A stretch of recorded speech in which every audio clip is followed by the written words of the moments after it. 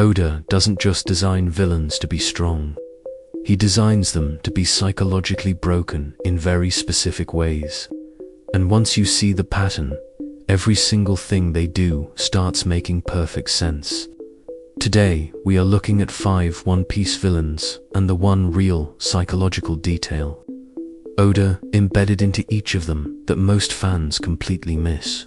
Doflamingo, the smile that never breaks. Doflamingo never stops smiling. Not when he loses. Not when Luffy is destroying everything he built. Not even in his flashback when he killed his own father as a child. He is always smiling. That detail is not a character quirk. It is one of the most recognized warning signs of a specific type of dangerous personality. Someone who is completely disconnected their emotional expression from what they actually feel. The smile is armor. It tells everyone around him that nothing you do can touch him. That he is always in control. That he is always winning, even when he is clearly not. And here is the detail Oda hid in plain sight. The only time Doflamingo's smile disappears in the entire Dressrosa arc is when Law reveals that Corazon was working against him all along. His own brother. The one person he thought he fully controlled. That is the crack in the mask.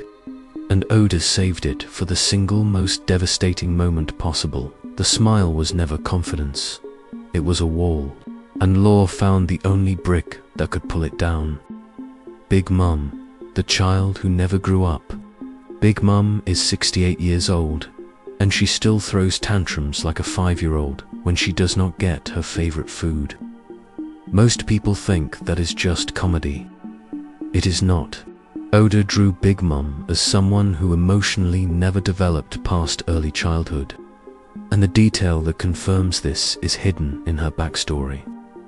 Every single traumatic event in Linland's life happened before she was 10 years old.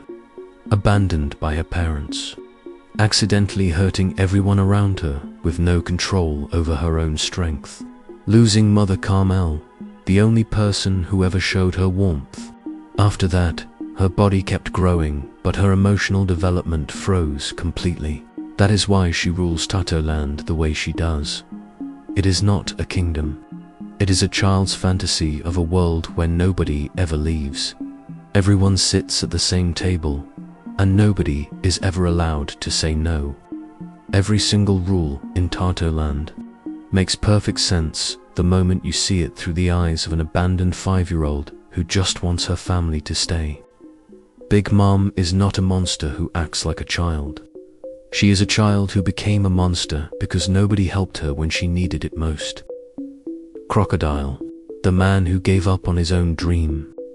Crocodile is the only villain in One Piece who openly tells you his backstory through the way he talks to Luffy. Every time he calls Luffy naive. Every time he says dreams are delusions. Every time he lectures him about how the world really works. He is not describing Luffy. He is describing himself 20 years earlier. Crocodile was exactly like Luffy.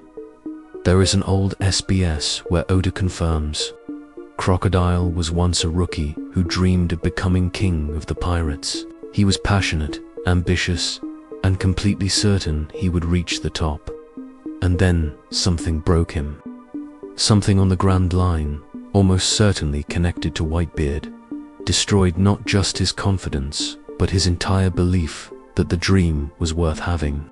The detail Oda hid is this. Crocodile does not hate Luffy. He is terrified of him. Because Luffy is living proof that the dream Crocodile abandoned was never actually impossible. Every time Luffy refuses to give up, it forces Crocodile to confront the possibility that he quit too early. That is why he cannot stop watching him. That is why he saves him at Marineford without explanation. Crocodile is not Luffy's enemy. He is Luffy's dark reflection of what happens when the will breaks. Kaido, the strongest creature who wants to die. Kaido throws himself off mountains for fun. He has been captured by the Marines and the Yonko more times than any character in the series. He has been sentenced to death so many times that the world government literally gave up trying to execute him. And every single time he survives, he is visibly disappointed.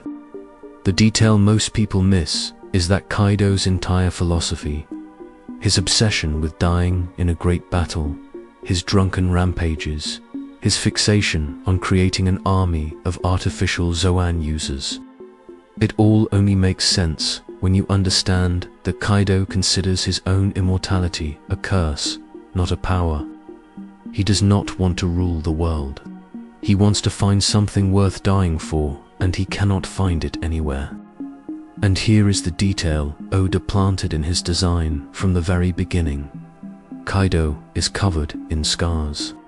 The strongest creature alive, completely unkillable, and his body is a map of every time someone almost gave him what he wanted.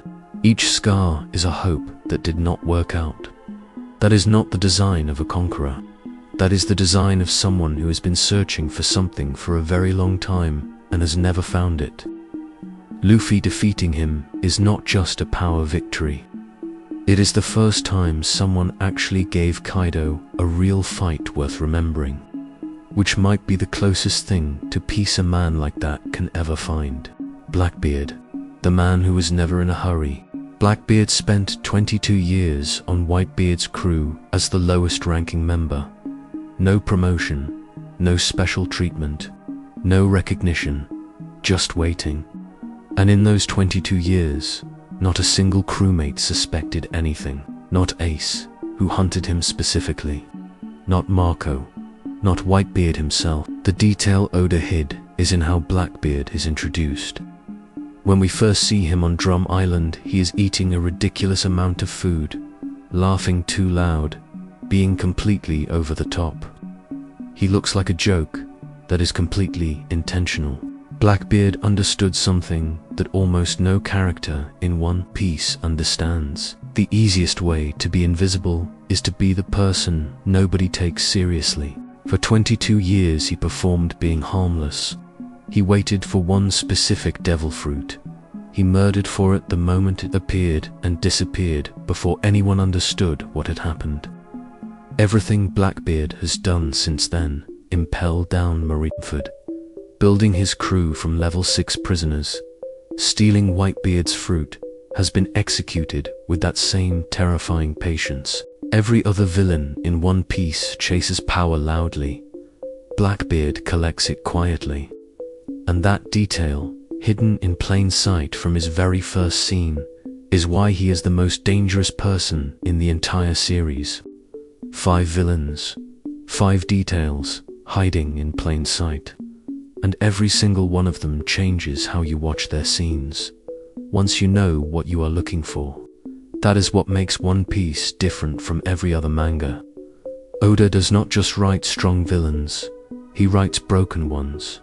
And the way they are broken tells you exactly everything about who they are and why they do what they do.